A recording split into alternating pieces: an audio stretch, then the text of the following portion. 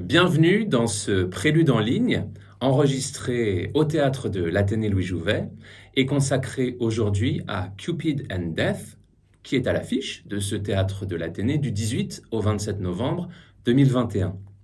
Cupid and Death, c'est un spectacle anglais, mais dont le genre vient d'un mot français, le mot masque, emprunté donc au français par nos amis et voisins britanniques, pour définir un grand spectacle, inspiré des spectacles de cour, bien entendu, qui réunit musique, instrumentale et vocale, mais aussi danse, théâtre, poésie et des machines spectaculaires. Cupid and Death, ce masque, en français dans le texte anglais donc, a été composé par Christopher Gibbons et Matthew Locke, donc pour ce qui concerne la musique, sur un texte anglais de James Shirley.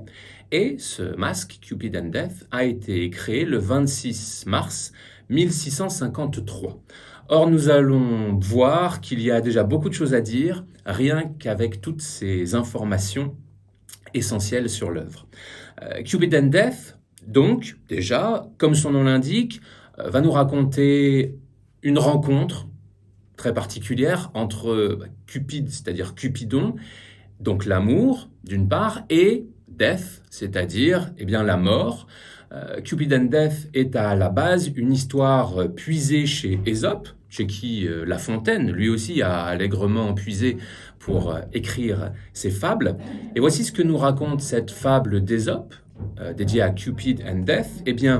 Cupidon et la mort, un jour, échangent accidentellement leurs flèches, ce qui cause un sacré problème et un sacré désordre, vous l'imaginez, puisque les amoureux meurent, les mourants tombent amoureux, des vieillards sont pris de passion amoureuse, des duellistes jettent leurs armes et tombent dans les bras l'un de l'autre.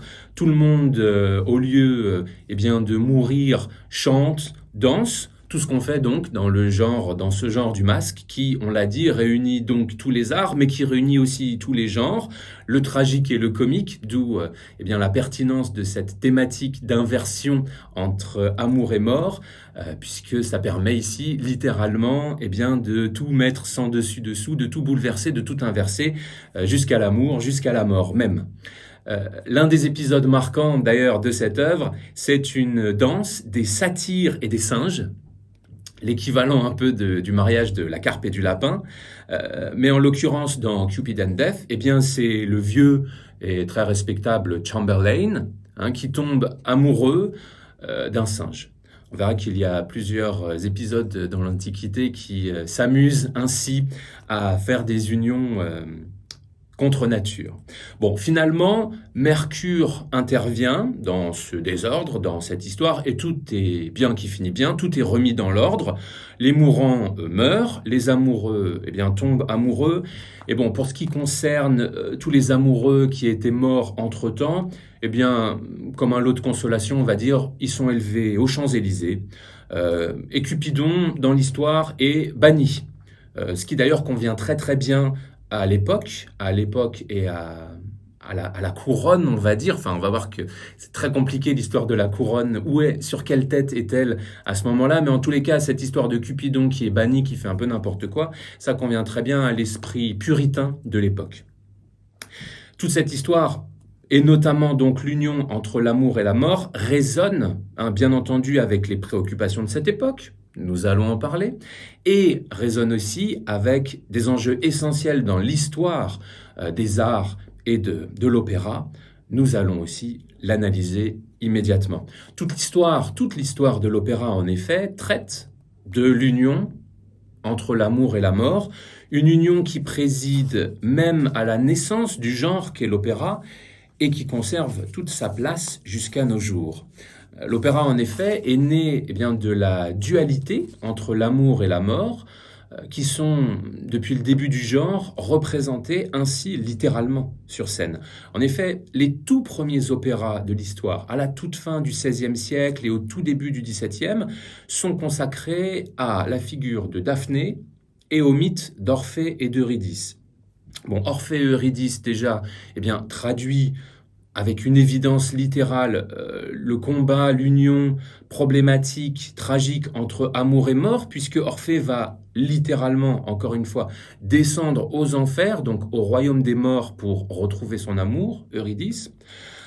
Quant au mythe de Daphné, eh bien, lui aussi, il nous montre, il inscrit, il grave dès l'origine de l'opéra, donc un genre qui lui réunit les arts et qui donc est complètement parent du genre du masque et du genre de l'opéra ballet, du ballet de cour, qui navigue dans cette galaxie dont on va parler avec Cupid and Death. Daphné, en tout cas, c'est un mythe qui lui aussi unit l'amour et la mort, puisque c'est l'histoire de cette prêtresse d'Artémis, Daphné, donc qui est déesse, prêtresse d'une déesse de la chasse, qui refuse de se marier, hein, les prêtresses comme la déesse, puisqu'elle préfère, on va dire, la mort des animaux à l'amour, sauf qu'un prince, Leucippos, parvient à rejoindre ce cortège féminin en se déguisant lui-même en femme pour essayer de séduire Daphné, sauf qu'il est découvert et il est tué, donc son amour entraîne sa mort. Et les liens vont encore plus loin avec Cupid and Death, avec ce masque dont nous parlons aujourd'hui, puisque on va retrouver aussi une figure très importante qui est la figure du dieu Apollon. Donc déjà présent dans ce mythe de Daphné et dans ses premiers opéras, Apollon était en effet au cœur de toute la manigance de Leucippos. Ça déplaît à qui? À Eros, hein, donc aussi nommé Cupidon. Cupidon décoche alors 2 flèches, toujours dans le mythe de Daphné, hein. Une flèche d'or pour Apollon, qui le rend amoureux de Daphné, comme quoi même les dieux sont impuissants face à la puissance de l'amour. Et Cupidon, Eros, décoche aussi une flèche de plomb, cette fois à Daphné, pour la rendre indifférente envers Apollon, si tant est qu'elle en avait besoin. Apollon va poursuivre Daphné, il est sur le point de la rattraper, mais Zeus la change en laurier, laurier qui se dit Daphné en grec, voilà pour le mythe. Sauf qu'Apollon prend alors une branche de ce laurier et la met sur sa lyre et son carquois. Donc on retrouve encore et toujours chez ce dieu Apollon aussi, eh bien, 2 symboles unissant amour et mort, et musique et poésie, c'est-à-dire le carquois, qui renvoie aussi aux flèches de Cupidon, et la lyre d'Apollon, la lyre qui n'est autre que l'instrument joué par Orphée. Vous voyez comment tout se boucle, et vous allez voir comment tout se boucle encore davantage et encore plus précisément avec ce Cupid and Death. Le lien mythologique s'opère aussi avec un autre mythe célèbre qu'il faut connaître pour saisir toutes les références dans Cupid and Death, à l'affiche du théâtre de l'Athénée. Cette autre légende, c'est l'histoire de Cupidon et de Psyché, qui est d'ailleurs la légende la plus connue avec Cupidon, et qui est une autre fameuse histoire de mauvaise visée à l'arc.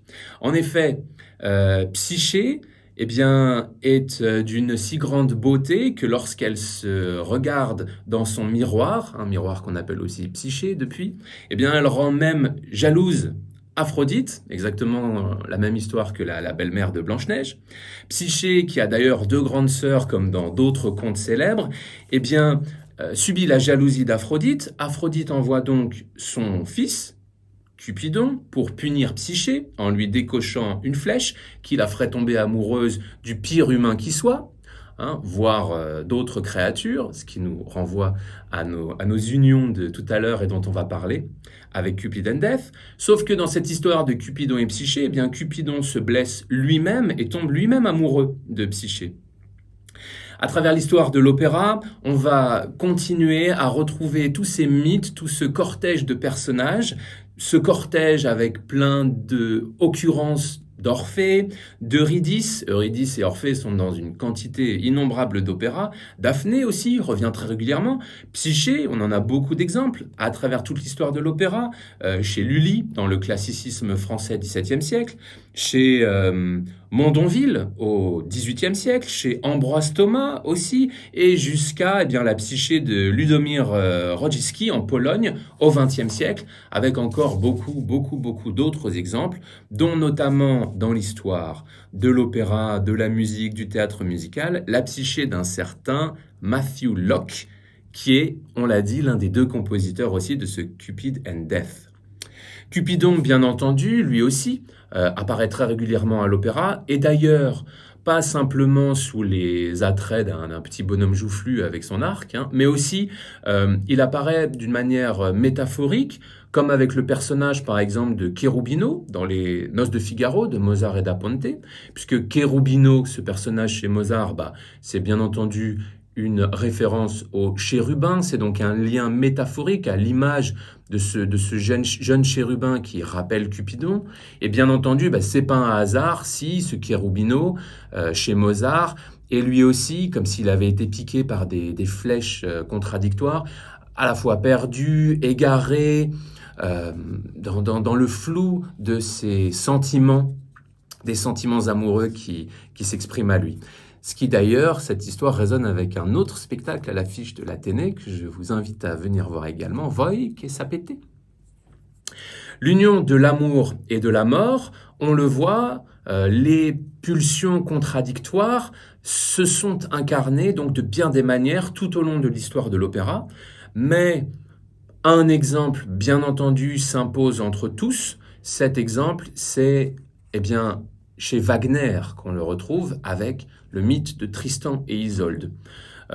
Cette union de l'amour et de la mort, de Cupidon et Death, s'impose chez et grâce à Wagner dans le grand romantisme allemand parce que littéralement, Wagner a imposé un mot même qui unit, encore une fois, littéralement. Je répète beaucoup littéralement, mais c'est parce que le théâtre a cette magie et cette puissance de nous montrer très concrètement des incarnations de ces personnages et donc de ces sentiments, de cette union d'amour et de mort. En tous les cas, Wagner unit en un mot littéralement amour et mort, puisqu'il s'appuie sur le fait que la langue allemande permet ainsi de concaténer les mots et donc de forger ce terme de Liebestod en un mot qui unit Liebe, l'amour, et Tod, la mort. Wagner l'a fait donc avec son Liebestod. Wagner a fusionné ces mots pour parler à la base déjà d'un filtre, d'une potion que boivent Tristan et Isolde, qui est censé, ce filtre, leur donner la mort de honte suite à leur amour interdit, puisque Tristan doit logiquement mener Isolde pour qu'elle soit mariée avec le roi Marc, qui est l'ami de Tristan. Bien entendu, c'est une histoire aussi qui est empruntée au mythe du roi Arthur, de Guenièvre, de Lancelot. Sauf que ce filtre de mort qu'ils ingèrent, Tristan et Isolde, au final, c'est un filtre d'amour qui renforce encore plus leur passion. On le voit, là encore, Cupidon s'est trompé. Cupidon a mélangé, cette fois pas ses flèches, mais ses fioles. C'est exactement la même chose. Les deux êtres vont s'unir à l'amour, à la mort, jusque dans un champ immense qui réunit ces deux êtres donc, et ces deux sentiments. Voilà donc toutes les références mythologiques, une énorme partie, en tous les cas, de ces références mythologiques et opératiques qui s'imposent à ce Cupid and Death, qui s'imposent aux créateurs de ce spectacle et qui vont continuer, on le voit, de croître, de s'exprimer, de se déployer sur les scènes de théâtre. Cupid and Death, donc, nous pouvons plonger dedans encore davantage maintenant que nous avons toute cette galaxie de références pour bien le comprendre. C'est un masque sur un texte du dramaturge James Shirley. Nous l'avons dit, nous n'avons pas donné les dates de ce dramaturge. Il est né en 1596 et mort en 1666. C'est très important car Shirley est donc un auteur de l'ère, on pourrait dire carolingienne britannique. En anglais, on dit Caroline Era, c'est-à-dire l'ère sous le roi Charles Ier, qui s'étend de 1625 à 1649. Comme on parlait avant, pour la période une période précédente de l'ère élisabéthaine à la fin du XVIe siècle ou de l'ère victorienne durant le XIXe siècle, donc la carrière de James Shirley se déroule sous cette ère, sous le règne de Charles Ier, mais pas seulement. En effet, je l'ai dit tout à l'heure, c'est très important. Ces repères temporels sont très importants puisque sa carrière va se poursuivre encore après, dans une période qui est extrêmement particulière, justement, puisque c'est la période qui va suivre la fin précipitée du règne de Charles Ier. Et ce masque, on l'a dit, créé le 26 mars 1653, a donc été créé juste après, peu après, 4 ans après la fin du règne de Charles Ier, dans une période historique unique, on va dire, dans l'histoire de l'Empire britannique depuis la chute de l'Empire romain. C'est donc l'interregnum qui a eu lieu entre la fin du règne de Charles Ier en 1649 et la restauration avec Charles II. Ce Cupid and Death est créé dans un interregnum qui suit l'exécution de Charles Ier en 1649.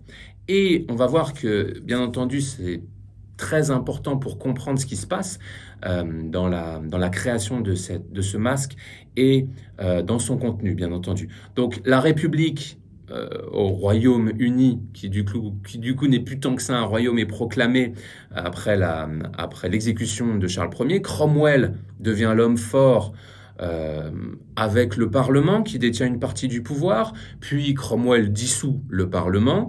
Il le dissout le 20 avril 1653, c'est-à-dire un mois après la création de Cupid and Death. Ça pose le contexte de cette œuvre, mais on sait pourtant également que cette œuvre a été créée, Cupid and Death, devant l'ambassadeur du Portugal en Grande-Bretagne. Donc ça montre en fait que cette période est très complexe, très compliquée, très bouleversée, mais que l'art, et y compris un art qui vient de la cour, qui est inspiré d'ailleurs de la cour même aristocratique française, arrive quand même à garder sa place, à garder son importance. Ça montre que l'art sert encore, notamment avec des fonctions diplomatiques, ce qui est une des grandes fonctions importantes de l'art. Ça montre aussi que, contrairement à ce qu'on a pu dire, l'art n'est pas complètement inexistant et banni pendant l'interregnum, donc pendant la dictature puritaine de Cromwell, qui a remplacé une monarchie absolue par un régime non moins sévère, et même encore plus sévère pour certains anciens sujets, mais encore plus maltraités pendant sa période de gouvernance, et encore plus sévère en ce qui concerne toutefois les théâtres. Je dis que donc l'art n'est pas complètement banni, mais il est extrêmement réprimé, puisque les théâtres sont forcés de fermer. D'ailleurs, dès 1642, suite à la première guerre civile, qui va mener à tous ces événements, la mesure de fermeture est renforcée en 1648, au début de la Seconde Guerre civile, et elle ne sera levée qu'en 1660, à la restauration de la monarchie britannique avec Charles II. Donc, durant toute cette période, le dramaturge James Shirley est bien embêté. Il doit même changer de métier. Il devient enseignant, il fait une reconversion professionnelle. Mais en fait, dans le cadre de ses activités d'enseignant, il est malin. Il en profite pour écrire quand même des drames et des masques, mais pour ses étudiants, pas pour les théâtres, ce qui va lui permettre de conserver quand même ses activités et de voir quand même, en l'occurrence, cette œuvre Cupid and Death être créée, et même dans un contexte reconnu et prestigieux. D'ailleurs, toute cette histoire résonne avec l'histoire vécue par un autre, cette fois grand compositeur britannique, au même siècle, un peu plus tard, avec un grand chef-d'œuvre. Je pense en fait à Didon et Aîné, qui a été composé par Purcell en 1689 pour un pensionnat de jeunes filles. Alors là, c'est pas parce que Purcell a été interdit de gagner sa vie grâce à l'art et au théâtre, mais c'est parce que il avait trouvé entre-temps une position très confortable en tant que compositeur religieux, pour l'Église avec un E grand majuscule, et donc il devait un peu, lever le pied et écrire un peu moins pour le théâtre, qui est quand même toujours mal vu, notamment à cette époque par l'Église. Donc un moyen pour lui de remettre quand même un pied dans le monde du théâtre, c'était de le faire pour un pensionnat de jeunes filles, donc pour leur éducation, avec, on l'a vu, Didon et Énée, qui, bien entendu, est connu pour son grand lamento d'amour de Didon qui mène à sa mort. Vous voyez à quel point, eh bien, tout se rejoint et tout concorde. Cupid and Death, donc, eh bien, c'est l'œuvre d'un dramaturge devenu enseignant, on l'a dit, hein, James Shirley, mais l'œuvre est beaucoup plus proche des grands masques de cours que d'une pièce pédagogique. Le texte eh bien, rencontre un succès assez remarquable puisqu'il est publié dès 1653. Il est même réimprimé en 1659. Et chose encore plus rare, encore plus précieuse, eh bien, la partition même nous est parvenue. Elle sera défendue au théâtre de l'Athénée par l'ensemble Correspondance de Sébastien Dossé, qui sont habitués de résurrection.